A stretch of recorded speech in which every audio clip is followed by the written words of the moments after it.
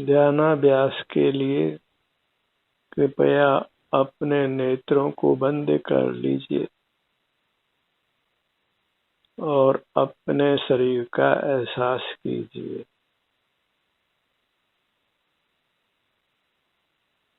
अपना रूप काला गोरा नहीं है, अपना रूप आनंद है। बंद नेत्रों से सिर से पांव तक अपने में आनंद का अनुभव होता है। तो आनंद के लिए बस अपना ही अनुभव करते हुए रहना है। अपने ध्यान को अपने पर ही रखना है। अपने सिर से पैरों तक और अपने सिर से लेकर पैरों तक जो अपना रूप है वह काला गोरा नहीं है। तो सिर से पैरों तक बस आनंद है, बस शांति है और इसके परे कहीं भी आनंद नहीं है। आनंद का स्थल अपना ही स्थल है। आनंद को कहीं पर पदार्थों में नहीं ढूंढना है। पर पदार्थों में सुख की खोज करना नहीं है। उस सारे श्रम से आप बच जाते हैं।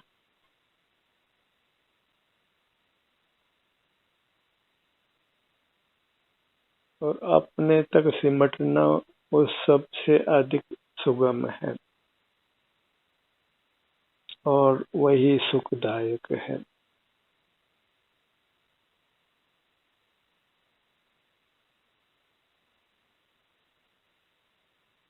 और इस प्रकार जब हम अपने से जुड़कर रहते हैं तो केवल वर्तमान को ही सुख रूप नहीं करते, भविष्य को भी सुख रूप करते हैं। क्योंकि अपने से युक्त होने से हम संचित मूर्त कर्मों को नष्ट करते हैं और नूतन कर्मों को नहीं बांधते हैं। इसलिए भविष्य में कर्म के अभाव में हमको केवल सुख का ही अनुभव होगा।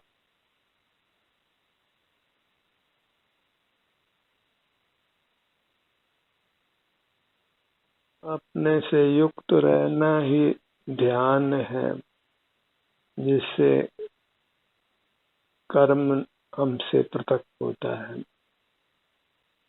जैसे धातुओं को अग्नि से तपाकर उसमें जो मिलावट है वह दूर होती है, ऐसे ही हमारा मुख जब अपनी ओर करते हैं तो उसको ध्यान अग्नि कहते हैं और उससे जो मूर्त हमारे में मिला हुआ है वह हमसे पृथक होता है।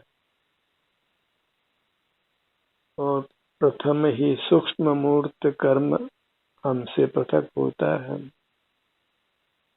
उसी को लोक में विधाता के रूप से जाना जाता है। वही भाग्य की रचना करता है और उसमें पराधीनता है।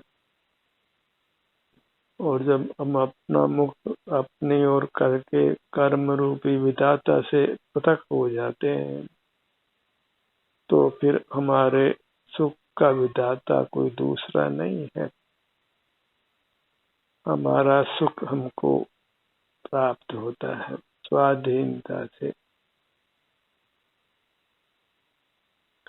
विधाता तो कभी सुख देता है विषय का और कभी दुख देता है। परमार्थ सुख का अनुभव कर्म के उदय से नहीं होता है। सुख हमारा ही रूप है। अपना सुख हम जब अनुभव में लेते हैं अंतर्दृष्टि करके तो कर्म रूपी धूलि पृथक हो जाती है और हमें सुख का अनुभव होने लगता है।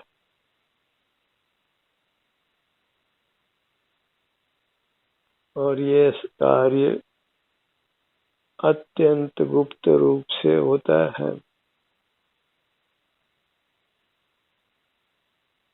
क्योंकि हमारा सुख अमूर्त है, इंद्रिय गोचर नहीं है, इसलिए अन्य जीवों को उसकी उपलब्धि नहीं होती। स्वयं का सुख स्वयं ही भोगता है और वह दूसरों के ज्ञान का विषय भी नहीं बनता है। गुप्त रहकर ही हम अपनी सुख निधि को पा लेते हैं। जितने भी जीव मुक्त हो गए हैं वह एक भी हमको इंद्रियों से गोचर नहीं होता है। भले ही हम परमात्मा की स्थापना करके उसकी आराधना पूजा करें, पर जो वास्तविक परमात्मा है वह इंद्रिय गोचर नहीं होता है। वो संसारी जीव भी वास्तव में हमारे ज्ञान गोचर नहीं होते, उनके साथ बद्ध अचेतन काया ही हमारे ज्ञान का विषय बनती। हम चेतन हैं तो हमें चेतन का ही अवलंबन लेना है, क्योंकि चेतन ही सुख स्वरूप है, अचेतन सुख स्वरूप नहीं है। इसलिए अचेतनों को अपने ज्ञान का विषय नहीं बना।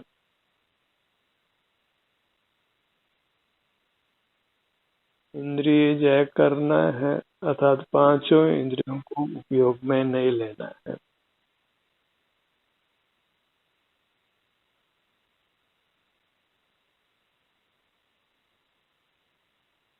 इंद्रिय ज्ञान का निरोध करके हमें अपना अनुभव करना है, क्योंकि नेत्रों के द्वारा मूर्त पदार्थ का वर्ण जानने में आता है, उस समय हम अपना सुख अनुभव नहीं कर पाते हैं।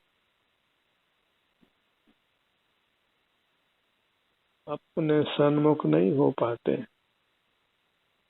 तो अपने सन्मुख होने के लिए हमें बाह्य जगत से विमुख होना होता है, बाह्य जगत से नाता तोड़ना होता है।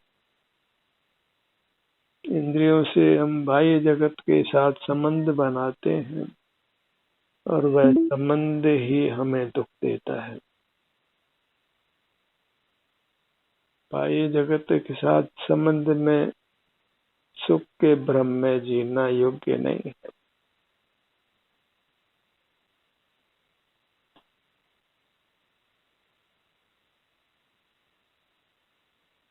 सुख के लिए हमें एकाकी रहना है,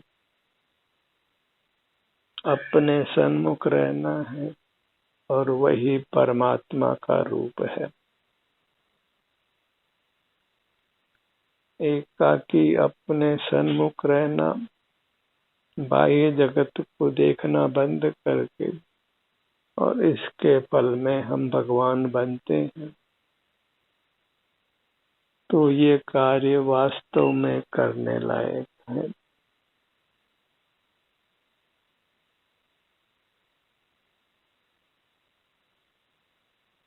अल्पकाल का ये पुरुषार्थ हमें अनंत काल का सुख देता है। अनंत काल उस सुख को हम भोगते हैं। इसलिए हमें अपने आनंद रस का ही अंतर्मुख होके पान करना है। शांति को भोगना है, स्वास्थ्य को भोगना है।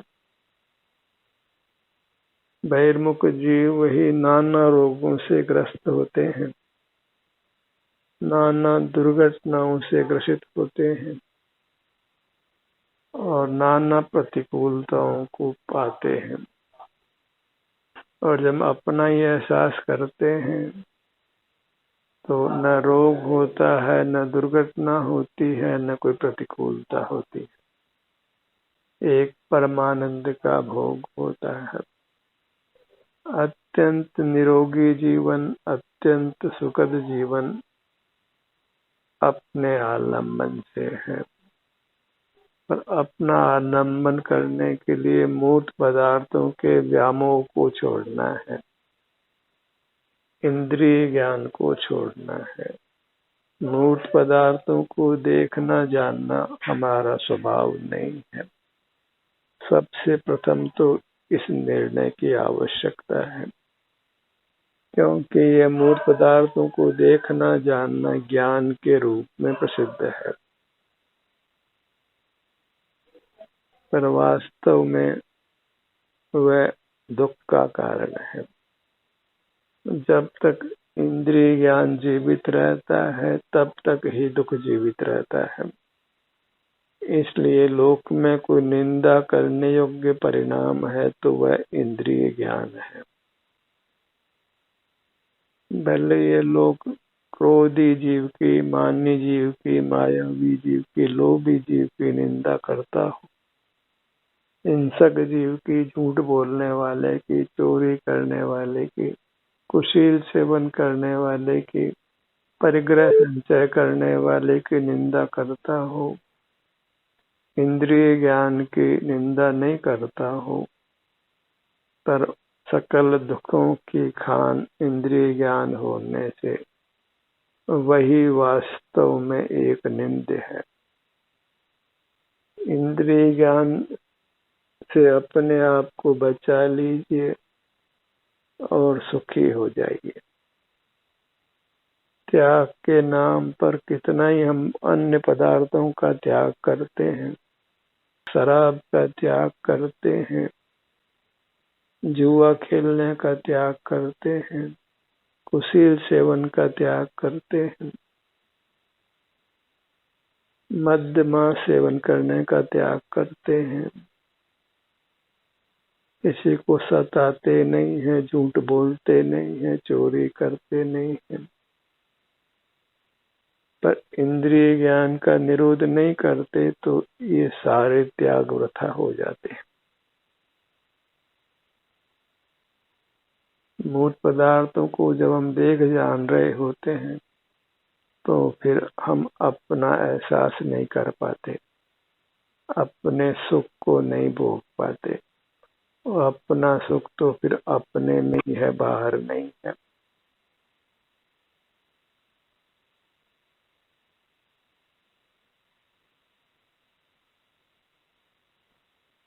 ध्यान का अधिक विस्तार नहीं है,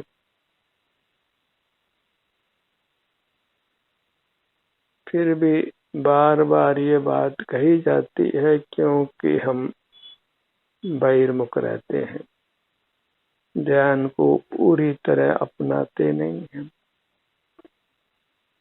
जब तक हम ध्यान को पूरी तरह अंगीकार नहीं करते तब तक हमको ध्यान की देशना भी सुननी होती है, और जब हम ध्यान में स्थित होते हैं तो फिर किसी देशना की आवश्यकता नहीं होती। यदि आप ध्यान की देशना सुनना नहीं चाहते हैं तो फिर आत्म प्रेरणा से अपने सुझाव से ही ध्यान करते हुए रहिए।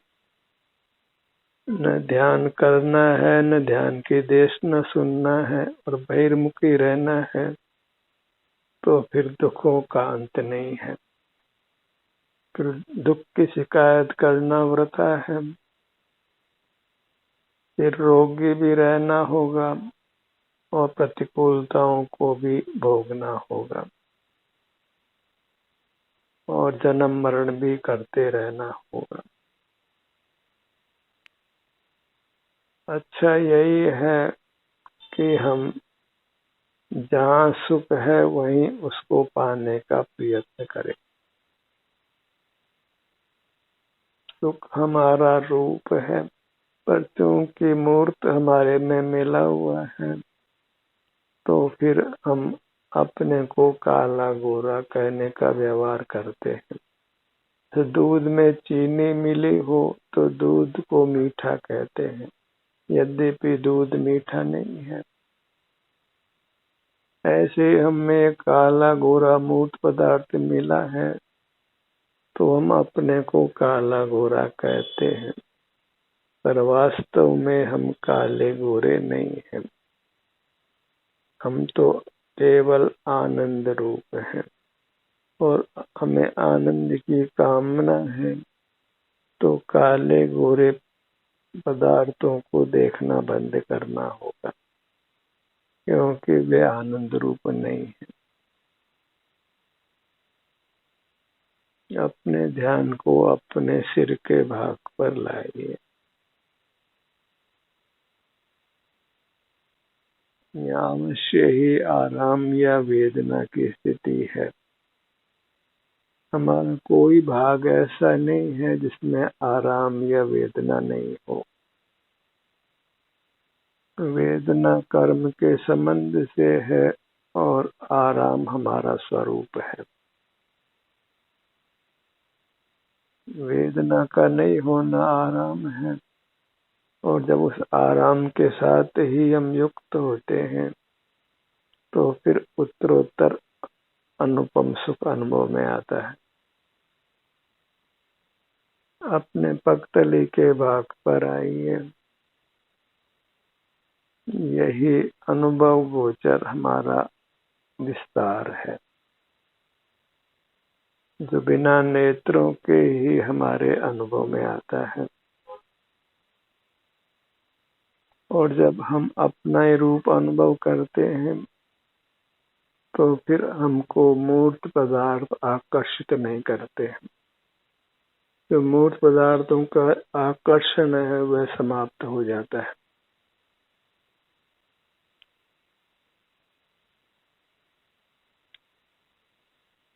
इंद्रिय ज्ञान का निरोध करना सुगम हो जाता है जब हम अपने आनंद का रसपान करने लगते हैं। जब अपने में आनंद मिलता हो तो दूसरे के पास कोई क्यों जाएगा, और दूसरे के पास जाकर तो आनंद मिलता नहीं है। हम अपने आनंद से वंचित होते हैं और फिर कर्म का विपाक होकर हमको दुख का अनुभव होता है। इसलिए जगत से विदा लीजिए और अपने पास आइए। Bid farewell to the entire world, कि हम अपने आनंद भवन में जा रहे हैं।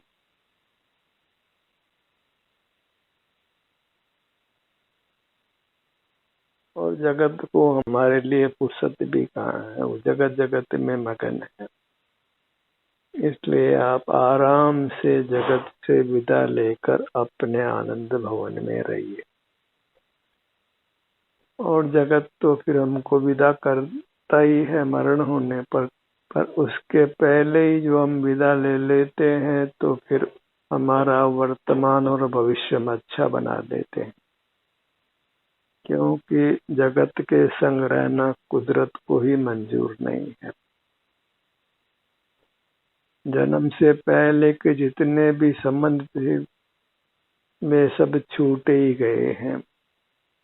जैसे पिछले जन्म के संबंध पूरी तरह छूट गए हैं, ऐसे इस जन्म के संबंध भी पूरी तरह छूटने वाले हैं। इसलिए संबंधों को मत पकड़िए,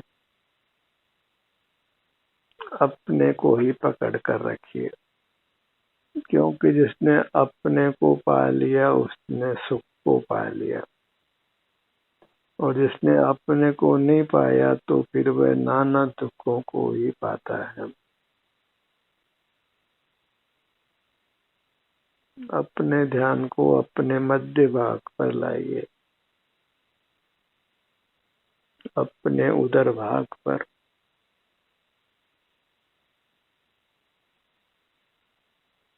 कुछ समय तक कर्म के विपाक को हमको सहना होगा।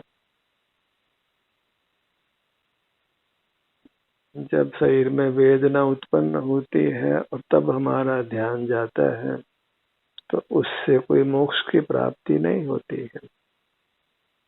हम स्वयं ही यत्न करके अपने सन्मुख होते हैं और उससे हम कर्म को समय से पूर्व ही नष्ट करते हैं। शरीर में जो भी वेदना है उसके हम सन्मुख होते हैं या अपने सन्मुख होकर जो भी वेदना है उसको हम आगे से भोग लेते हैं, तो फिर वेदना स्वयं उत्पन्न नहीं होती है। निज काल पाय विधि चरना, तासो निज काज न सरना। तप करे जो कर्म के पावे, सो ही शिव सुख दर्शावे।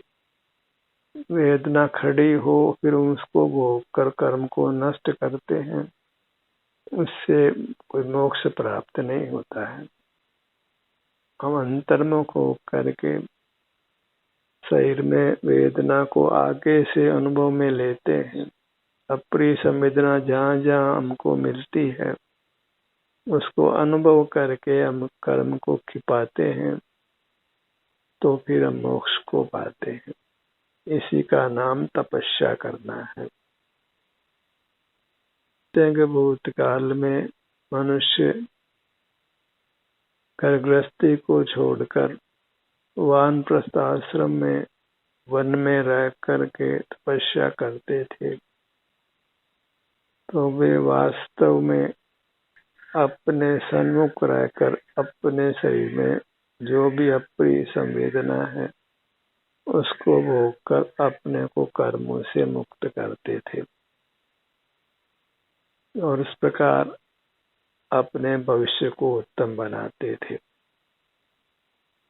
तप करि जो कर्म खिपावे, सो ही शिव सुख दर्शावे।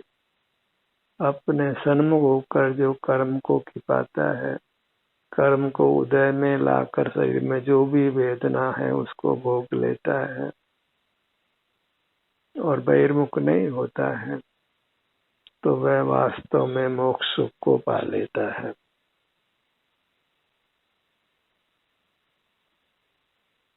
बहिर्मुख रहना वह तो विषय भोग रूप जीवन है और उससे संसार ही बढ़ता है। तो विषय भोग रूप संसार को छोड़कर जो युवावस्था में तपस्या करते हैं, तो वह युवावस्था में ही मुक्त हो जाते हैं।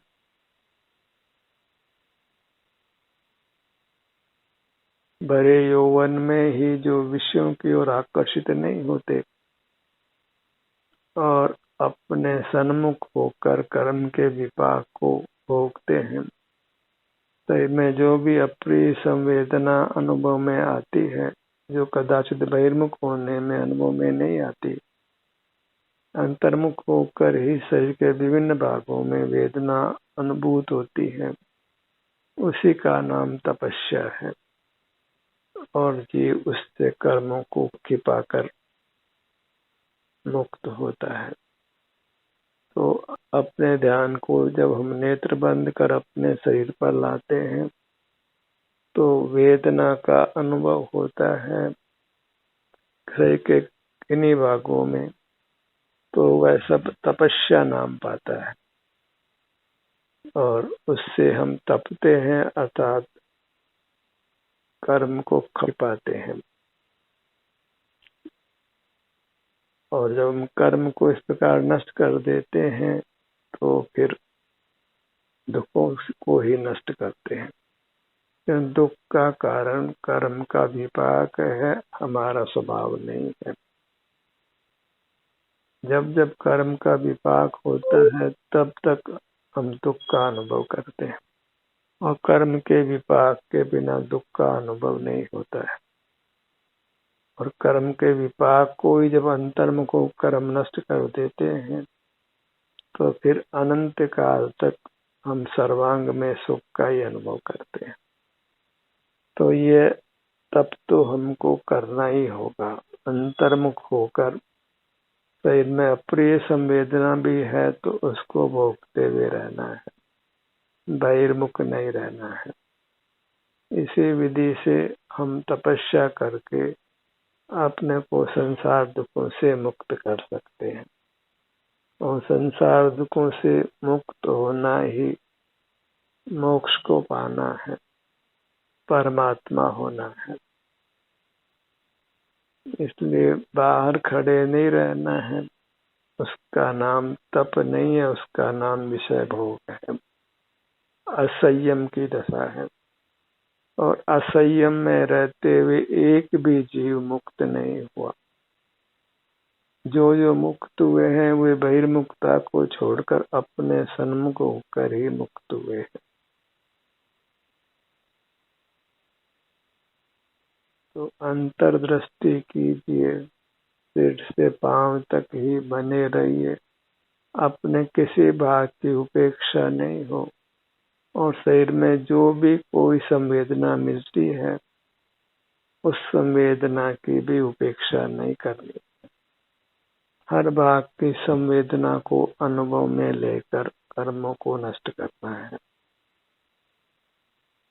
सिर से पांव तक हर भाग में जाइए और जहाँ जैसी प्रिय अप्रिय संवेदना हो उसको किसी से भी दूर भागना नहीं है, उसको गले लगाकर भोगिए और इस प्रकार कर्म रूपी ईंधन को नष्ट करिए और अपने चैतन्य धातु को शुद्ध करके सदा अनंत काल तक सुख रूप रखिए। वही परमात्म दशा है और उसी परमात्म दशा को पाना अपने जीवन का लक्ष्य बनाइए।